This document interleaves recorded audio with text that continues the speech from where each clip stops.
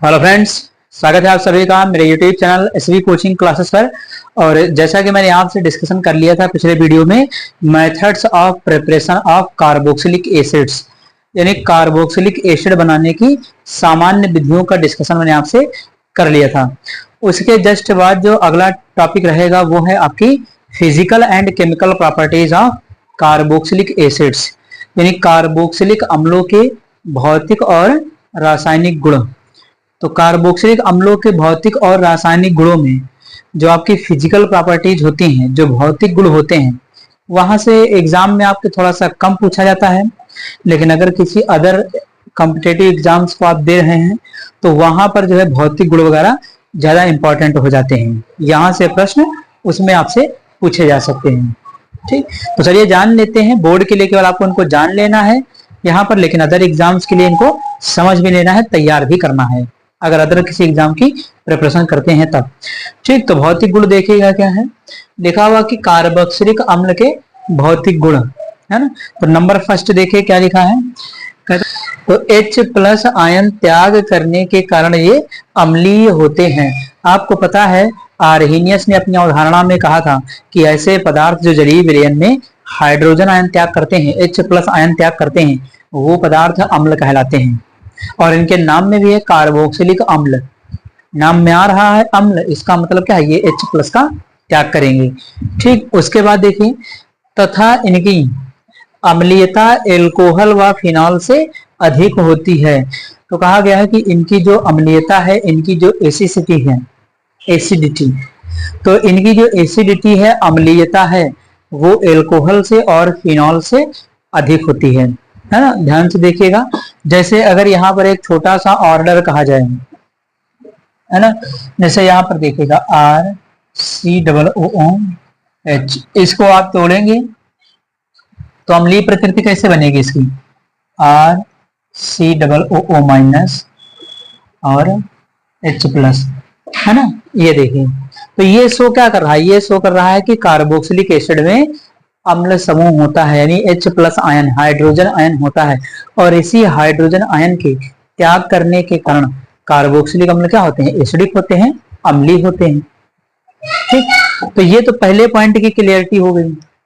उसके बाद इसमें लिखा हुआ कि एल्कोहल व फिनॉल से इनकी अम्लीयता क्या होती है, अधिक होती है।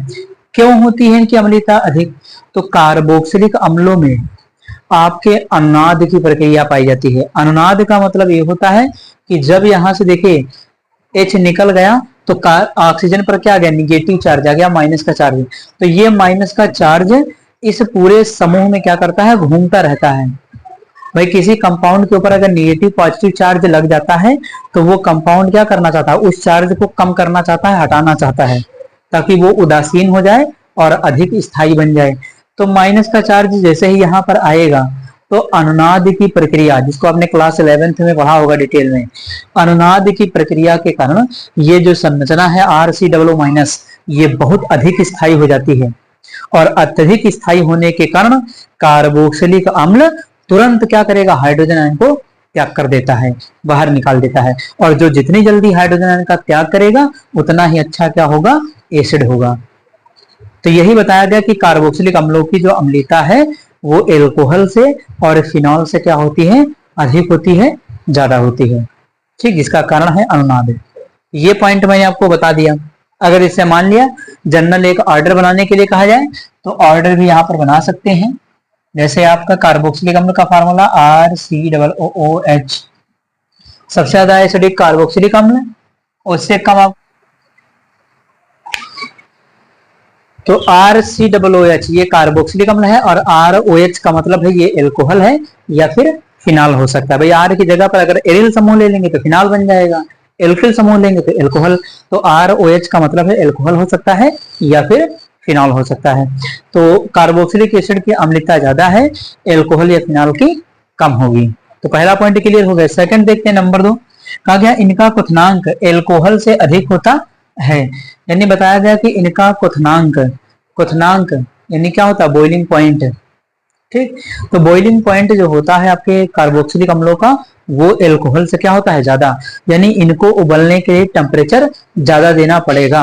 एल्कोहल को उबलने के लिए टेम्परेचर कम देना पड़ेगा, इसीलिए कार्बोक्सिलिक अम्लों का क्वथनांक जो है ज्यादा है और एल्कोहल का कम होता है। तो सेकंड नंबर ये पॉइंट हो गया। थर्ड देखिए, एरोमेटिक कार्बोक्सिलिक अम्लों के गलनांक व क्वथनांक एलिफेटिक से अधिक होते हैं।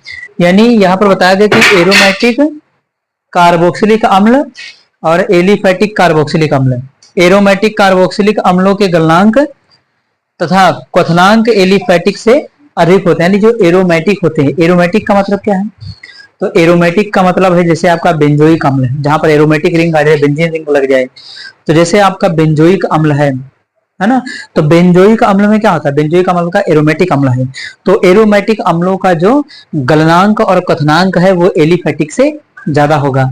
जैसे अगर देखना चाहें तो एग्जाम्पल में मैं आपको यहाँ पर बता देता हूँ, इस जगह पर जैसे C6H5 COOH, इसका गलनांक क्वथनांक ज्यादा होगा इसकी तुलना में, तो जनरल वाला, जनरल कोई भी हो RCOOH, है ना। R का मतलब है यहाँ पर एल्किल समूह लेना है, एरिल नहीं लेना है, ठीक।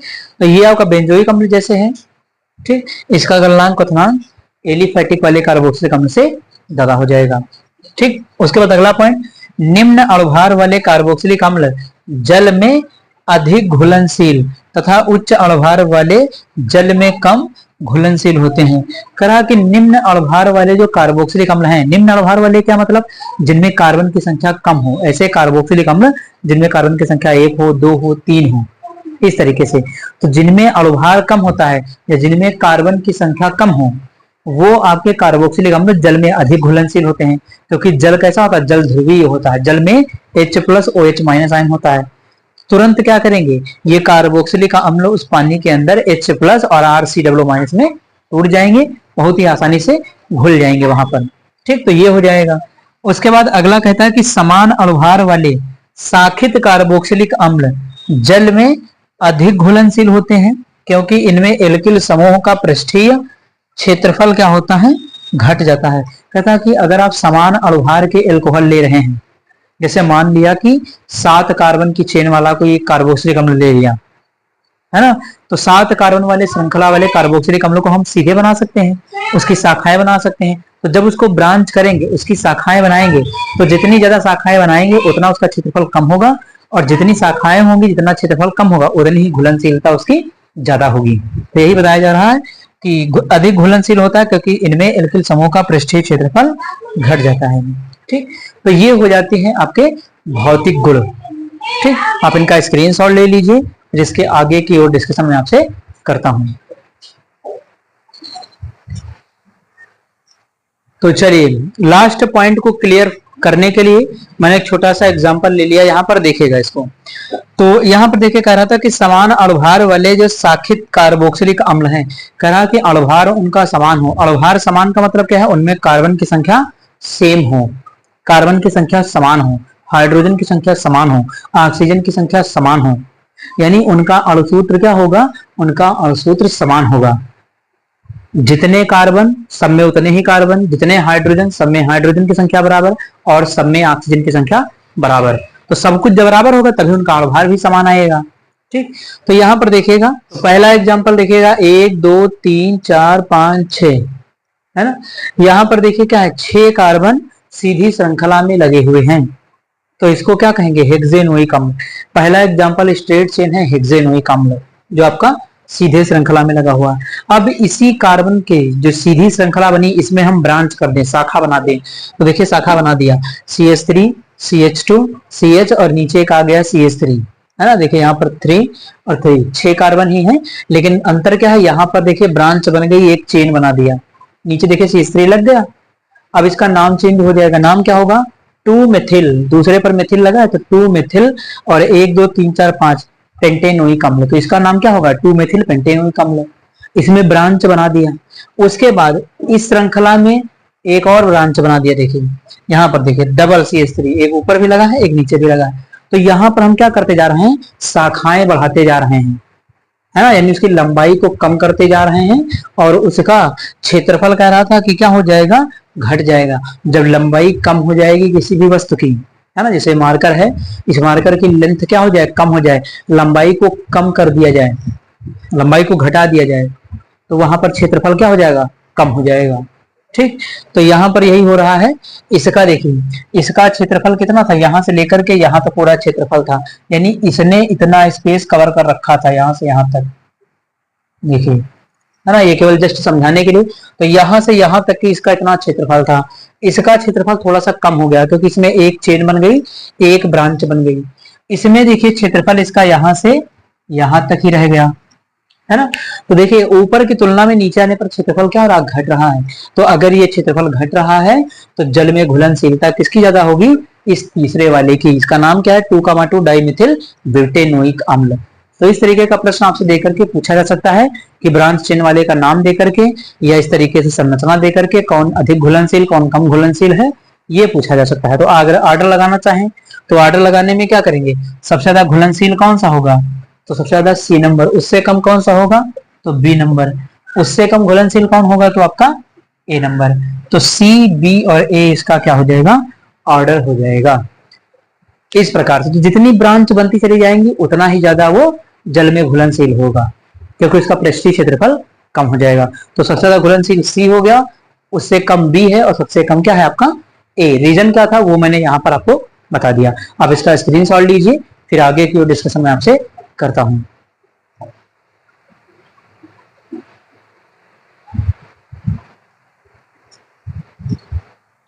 तो चलिए अब यहां पर देख लेते हैं कि जो आपके कार्बोक्सिलिक एसिड्स होते हैं कौन कौन से क्रियात्मक समूह होते हैं या प्रतिस्थापक होते हैं जो कार्बोक्सिलिक एसिड्स की एसिडिटी को यानी उनकी अम्लीय प्रवृत्ति को क्या करते हैं, बढ़ाते हैं और घटाते हैं।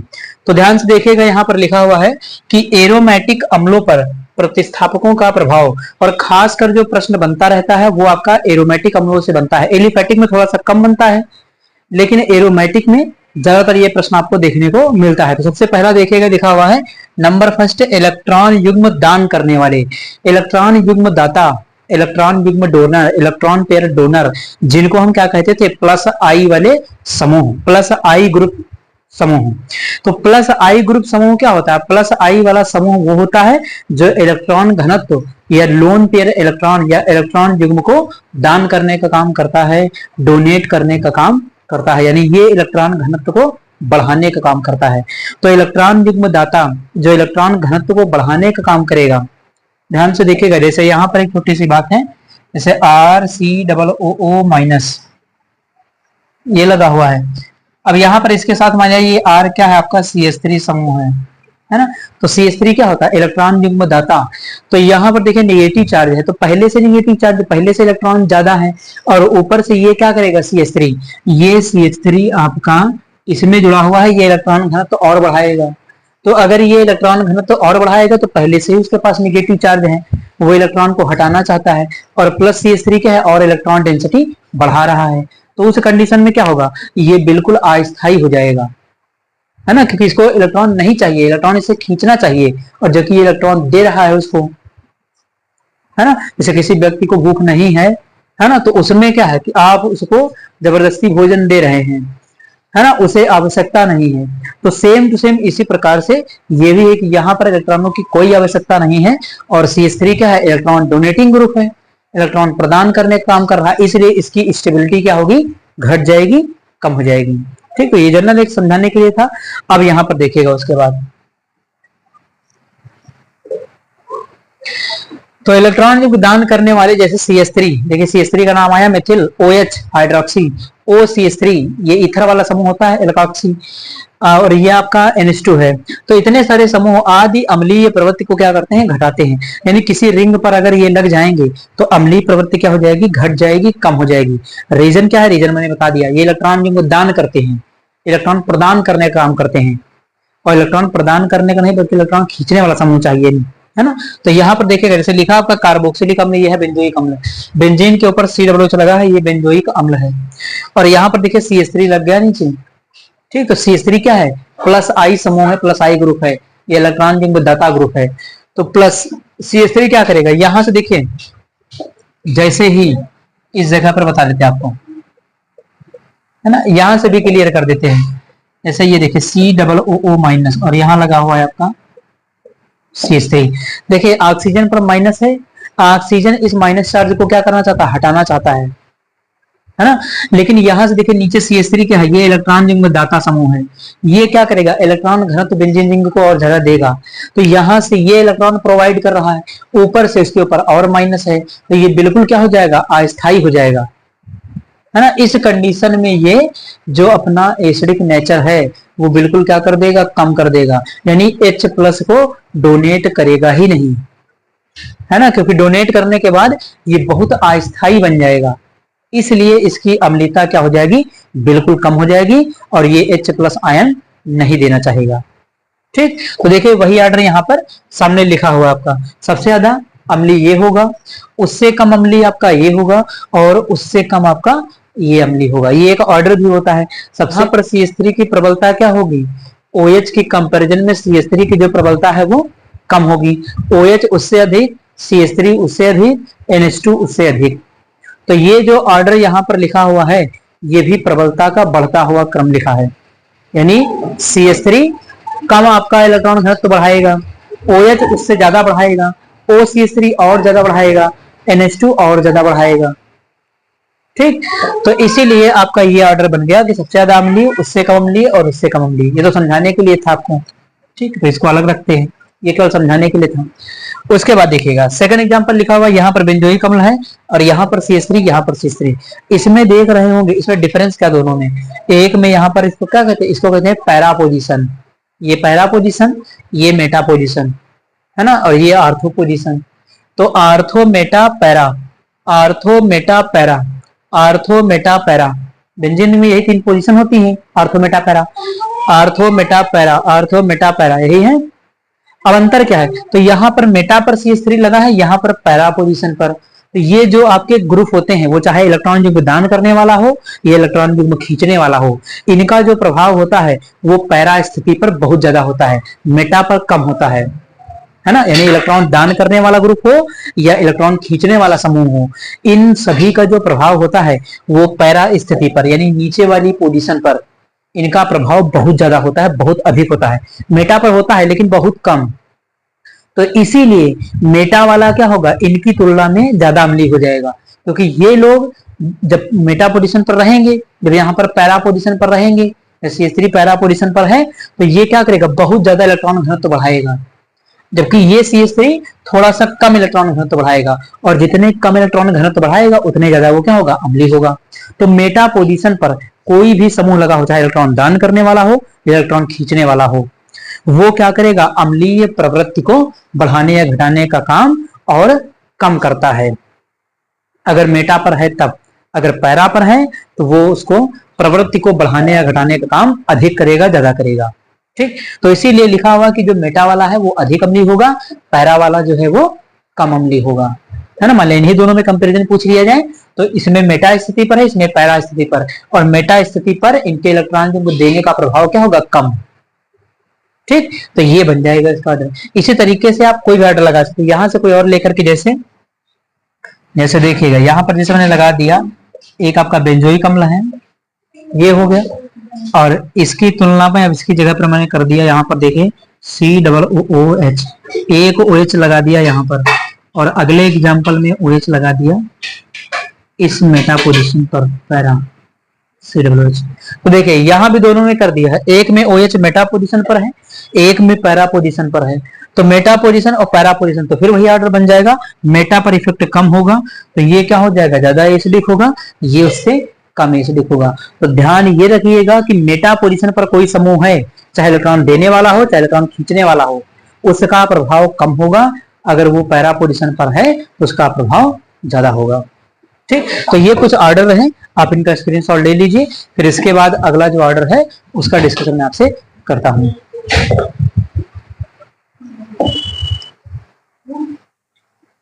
चलिए तो डिस्कशन कर लेते हैं अगले एग्जांपल्स का।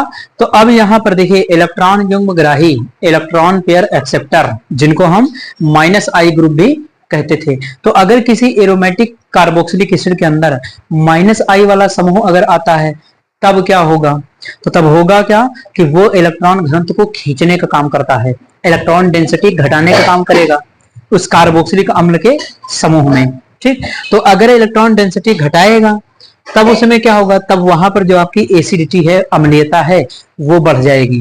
क्योंकि COOS पर क्या आता है, माइनस का सिंबल आता है, अभी पीछे बताया था आपको, RCOO माइनस। तो COO माइनस पर क्या, निगेटिव चार्ज आया माइनस। उस माइनस चार्ज को जितना ही कम करेगा जो कंपाउंड, वो उतना ही ज्यादा अम्लीय हो जाएगा। ठीक, तो यहाँ पर देखिए लिखा है कि इलेक्ट्रॉन युग्मग्राही, जिनको -I समूह कहते हैं, ठीक, जैसे NO2 SO3H है ना, होते बहुत सारे हैं, लेकिन यहाँ पर 2-3 लिखे हुए हैं। Cl अम्लीय प्रवृत्ति को बढ़ाते हैं, यानी ये अम्लीय प्रवृत्ति को क्या करेंगे, बढ़ाएंगे। जरा एक एग्जांपल देखिए, लिखा हुआ है यहाँ पर, A नंबर देखिए लिखा बेंजोइक अम्ल आपका, B नंबर आपका लिखा हुआ है, ये देखिए, है ना, ये है आपका नाइट्रो बेंजोइक अम्ल, NO2 लग गया। यहाँ पर देखिए क्लोरोबेंजोइक अम्ल, है ना, ये पैरा क्लोरो बेंजोइक अम्ल, और ये पैरा नाइट्रो बेंजोइक अम्ल। तो 3 लिखे हुए यहाँ पर। अब आपको इसमें यही पहचानना होगा कि क्रियात्मक समूह जो इसमें लगा हुआ है, वो इलेक्ट्रॉन खींचने वाला है, ये इलेक्ट्रॉन बढ़ाने वाला है, इलेक्ट्रॉन घनत्व बढ़ाने वाला है। तो ये आपको याद करना पड़ेगा। NO2 क्या है, इलेक्ट्रॉन घनत्व खींचने वाला, SO3 इलेक्ट्रॉन खींचने वाला, ये Cl का इलेक्ट्रॉन खींचने वाला, यानी तीनों समूह क्या है, इलेक्ट्रॉन खींचने वाले। तो यहाँ NO2 भी खींचने वाला है और Cl भी खींचने वाला है ना। अब बात आती है अम्लीय, सबसे ज्यादा अम्लीय होगा कौन तीनों में से, तो जो सबसे ज्यादा इलेक्ट्रॉन घनत्व खींचेगा वो उतना ही ज्यादा क्या हो जाएगा, एसिडिक हो जाएगा, अम्लीय हो जाएगा। ठीक, तो यहां पर देखिएगा, यहां पर तो कोई क्रियात्मक समूह नहीं है, तो जब यहां पर कोई क्रियात्मक समूह नहीं, तो ये तो सबसे लास्ट में जाएगा, क्योंकि इसके ऊपर जो नेगेटिव चार्ज आएगा उसको कोई खींचने वाला नहीं, उसकी मदद कोई नहीं करने वाला है। तो यहाँ पर जो नेगेटिव चार्ज आएगा, है ना, उसको कोई कम नहीं कर पाएगा, क्योंकि यहाँ पर कोई समूह है ही नहीं। अगर कोई इसकी मदद करने वाला होता तो इसकी भी एसिडिटी क्या होती, बढ़ जाती। तो ये तो सबसे लास्ट में जाएगा। अब देखिए बात आती है NO2 पर और Cl पर। अब इन दोनों में कैसे डिसाइड होगा, तो इन दोनों में इनका ऑर्डर देखना पड़ेगा कि पहले कौन आता है। तो पहले देखिए NO2 आता है, बाद में कौन आता है, Cl, या SO3H लगा होता है ना, तो पहले NO2 है, उसके बाद SO3H, फिर Cl है। तो यहाँ पर पहले कौन आया, NO2, यानी NO2 जो है इलेक्ट्रॉन घनत्व बहुत तेजी के साथ खींचेगा। तो जो जितनी ज्यादा से इलेक्ट्रॉन घनत्व खींचेगा वो उतना ही ज्यादा अम्लीय होगा। तो इन दोनों में सबसे ज्यादा अम्लीय कौन होगा, NO2 होगा। तो यहाँ पर ऑर्डर क्या बनेगा देखिए इसका, तो सबसे ज्यादा एसिडिक कौन होगा, B होगा, यानी ये घनत्व सबसे ज्यादा खींचेगा, या सबसे ज्यादा अम्लीय, उससे कम Cl भी खींचने वाला है, उसके बाद Cl आ जाएगा BC। उसके बाद यहाँ पर कोई समूह नहीं था तो यहाँ पर A आ जाएगा, यानी ये वैसे ही रहेगा। तो सबसे ज्यादा अम्लीय, उससे कम अम्लीय और सबसे कम अम्लीय, अगर इनको तीनों को ऑर्डर में लगाना हो तो लगा सकते हैं। जो यहाँ पर क्रम बता दिया कि B पहले आएगा, फिर C आएगा, फिर A आएगा। उसके बाद चलिए अगला एग्जाम्पल ले लेते हैं। जैसे कि एग्जाम्पल लेते हैं यहाँ पर ये,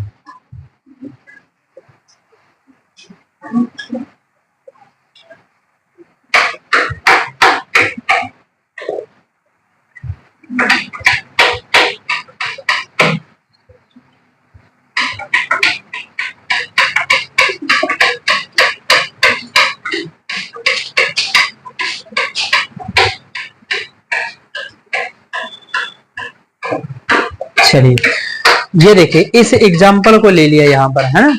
अब यहाँ भी क्या करना है, इन तीनों को आपको अम्लीयता के घटते हुए क्रम में लगाना है, यानी सबसे ज्यादा का अम्लीय, उससे कम, उससे कम। ठीक, तो यहाँ पर देखिएगा इसमें क्या है, देखिए यहाँ पर CH3, अभी मैंने पीछे आपको बताया CH3 क्या होता है, CH3 होता है इलेक्ट्रॉन युग्म दाता। तो ये तो इलेक्ट्रॉन युग्म दाता है, ये तो बिल्कुल अम्लीयता को खत्म ही कर देगा, अम्लीयता को घटा ही देगा, जरा सी भी अम्लीयता इसकी वजह से नहीं आएगी, क्योंकि ये इलेक्ट्रॉन उल्टा काम करेगा, ये इलेक्ट्रॉन घनत्व तो बढ़ाने का काम करेगा। तो ये तो सबसे लास्ट में जाएगा। ठीक, उसके बाद यहाँ पर देखिए ये NO2 है और ये NO2, इन दोनों में क्या डिफरेंस है, इन दोनों में डिफरेंस ये है कि ये मेटा पोजीशन है। ये पोजीशन कौन सी होती है, मेटा, है ना, 1 2 3, ये 3 नंबर वाली पोजीशन कौन सी है, मेटा है। और यहाँ पर ये पोजीशन कौन सी है, पैरा। तो मैंने अभी आपको पीछे बताया था कि इलेक्ट्रॉन खींचने वाला समूह, ये इलेक्ट्रॉन दान करने वाला समूह, मेटा स्थिति पर जब होता है, चाहे वो खींचने वाला हो चाहे वो दान करने वाला हो, तो मेटा स्थिति पर उस समूह का जो प्रभाव होता है वो बिल्कुल लेस होता है, बिल्कुल कम होता है पैरा की तुलना में। अगर पैरा पर है तो उसका प्रभाव क्या होता है, ज्यादा होता है। तो मेटा और पैरा में तुलना करने के लिए आ जाए तो ज्यादा अम्लीय कौन करेगा, पैरा वाला। तो पैरा में देखिए यहाँ पर NO2 लगा हुआ है, यानी सबसे ज्यादा अम्लीय कौन सा होगा, आपका NO2 होगा। उससे कम कौन होगा? ये होगा। और सबसे खराब कौन होगा? ये, क्योंकि ये इलेक्ट्रॉन जो दाता है CH से, खींचने वाला है ही नहीं। ठीक, तो अगर इसका ऑर्डर लगाना चाहे तो कैसे लगा सकते हैं? जैसे आप इसको A मान लीजिए, इसको B मान लीजिए और इसको C मान लीजिए, तो ऑर्डर लगा दीजिए। सबसे ज्यादा अम्लीय कौन सा होगा आपका? सबसे ज्यादा अम्लीय होगा C। उससे कम कौन होगा आपका? तो ये होगा B। और सबसे कम लास्ट में कौन जाएगा? तो A। ये देखिए, इस प्रकार से इसको सॉल्व कर लेंगे, है ना। तो कोई भी प्रश्न अम्लीयता के आधार पर इस तरीके का अगर बनाया जाता है तो आप उसको सॉल्व कर सकते हैं। हालांकि ये टॉपिक आपको GOC जनरल ऑर्गेनिक केमिस्ट्री होती है, क्लास 11th में पढ़ाई जाती है। वहां पर इन सभी की एसिडिटी, अम्लीय प्रवृत्ति, क्षारीय प्रवृत्तियां पढ़ाई जाती हैं।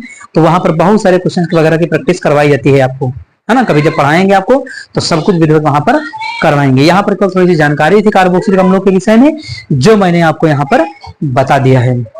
तो आप इसका स्क्रीनशॉट ले लीजिए, फिर इसके आगे की और डिस्कशन मैं आपसे करता हूं।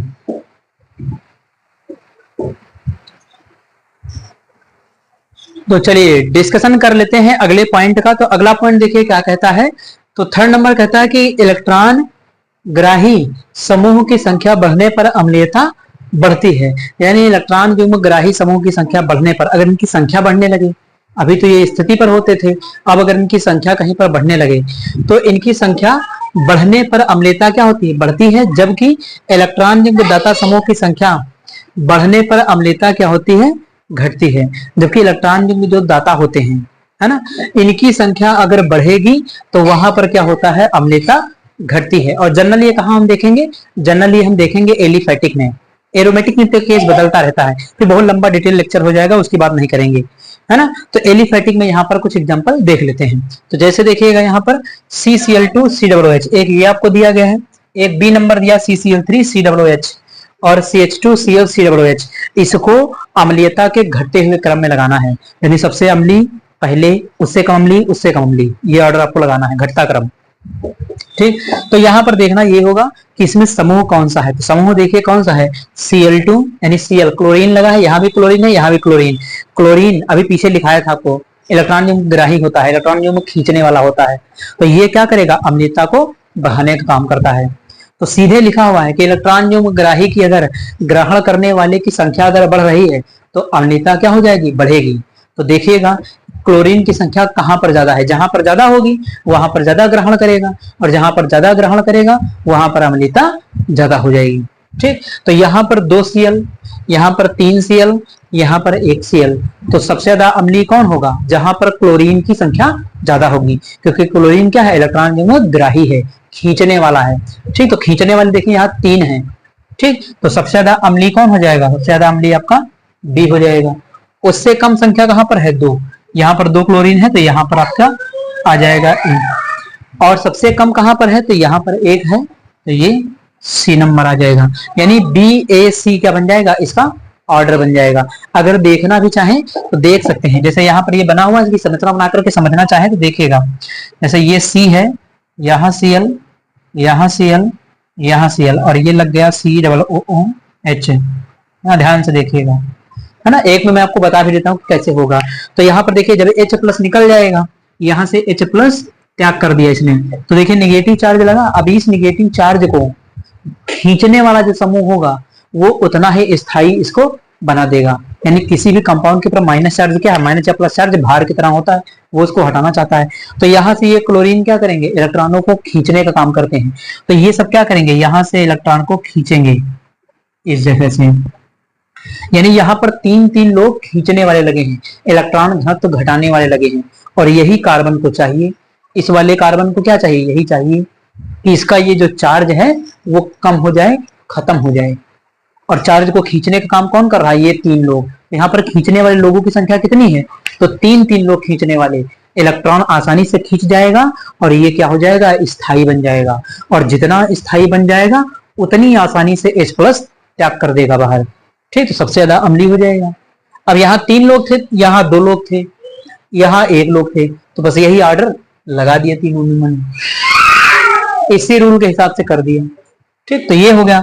अगला एग्जांपल देखिएगा, लिखा हुआ CH3 COOH, C2H5 COOH, और यहाँ लिखा है HCOOH। तो नीचे वाले एग्जांपल में देखिए यहाँ पर कौन सा समूह लगा है? समूह देखिए मैंने अभी आपको बताया था, यहाँ पर CH3 आ गया। CH3 क्या होता है? इलेक्ट्रॉन युग्म दाता होता है, इलेक्ट्रॉन घनत्व बढ़ाने वाला समूह है।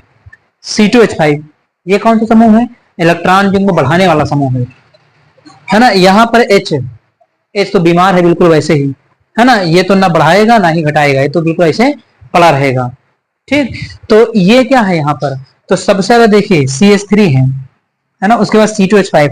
तो CH3 क्या करता है? इलेक्ट्रॉन घनत्व बढ़ाता है, और इनका भी एक ऑर्डर होता है कि पहले मिथिल, फिर उसके बाद इथिल, फिर उसके बाद प्रोपिल, यानी CH3 C2H5 C3H7, इस तरीके से मिथिल इथिल प्रोपिल, इस तरीके से क्रियात्मक समूह जैसे जैसे कार्बन की संख्या बढ़ती जाएगी वैसे वैसे उसके इलेक्ट्रॉन घनत्व बढ़ाने की क्षमता क्या होती है? बढ़ती है। तो CH3 क्या करेगा? CH3 इलेक्ट्रॉन घनत्व बढ़ाएगा, उससे ज्यादा कौन बढ़ाएगा? C2H5। तो सबसे कम अम्लीय कौन सा हो जाएगा आपका? C2H5। तो ये सबसे लास्ट में जाएगा।